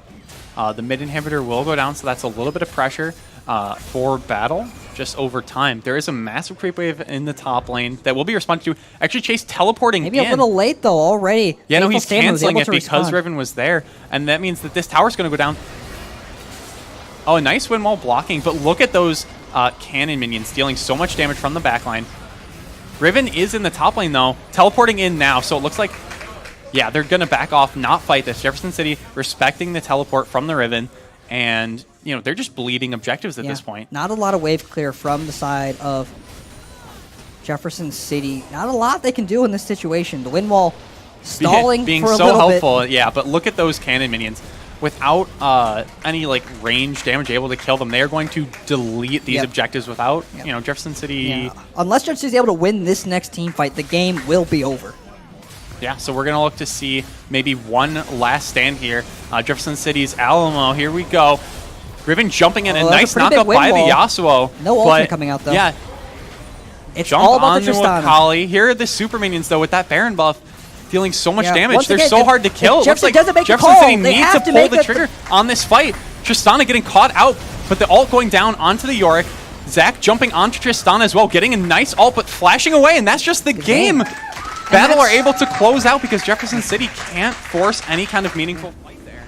And that's probably the most unfortunate part about that game and that situation is Jefferson City was put in a perfect situation. They had all the tools, they had all the time. I guess they're in the situation to win. They had two open inhibitors, but whether it's due to lack of experience or maybe lack of confidence, they weren't able to pull the trigger when they needed to. When they had the top inhibitor down, that was their time to force an engage, find that Baron, but they lost so many objectives, so many opportunities for free. Yeah, and like I said, I've talked to their coach a lot, and he stresses that like their weakness is not being confident enough to make those plays, that they have the advantage, they just need to push it, and it showed there. Jefferson City had the advantage at a few points in the game. They didn't push their lead, and they paid for it. Yeah. On the other side, though, very well played by Battle High School, playing to their win conditions. Honestly, just waiting kind of for those mistakes to happen. And again, the AD carry, Pauly, Charbel Nabahan, great job by him. Maybe I should say the greatest of job, because AD carries shouldn't be able to walk up in their face as much as he did without getting punished. But that aggressive play allowed him to end the game with a 12-2-9 record. So again, really putting on his carry pants. And yes, there he was right there. Yeah, very happy after that win. But again, those probably the two hypest games we might have had this entire season. Very good showing by Jefferson City. Again, a complete 180 from some of the weeks that we've seen previously, really showing that this team has grown. And very well played by Battle, too, playing to their win conditions. Yeah. And it's jumping into next week's games. Hopefully we see just as fun and just as good of caliber games. But again, thank you guys for tuning in. This was Week 8 of the Ukatsu High School Esports League, brought to you guys by Columbia Public Schools, Jefferson City Public Schools, Columbia College, Armstrong Teasdale, Veterans United, and of course Hawthorne Bank. Thank you guys for tuning in, and we'll see you guys next week with the last weeks of the regular season of this League of Legends High School Esports League. So we'll see you guys next week. Thank you guys for tuning in.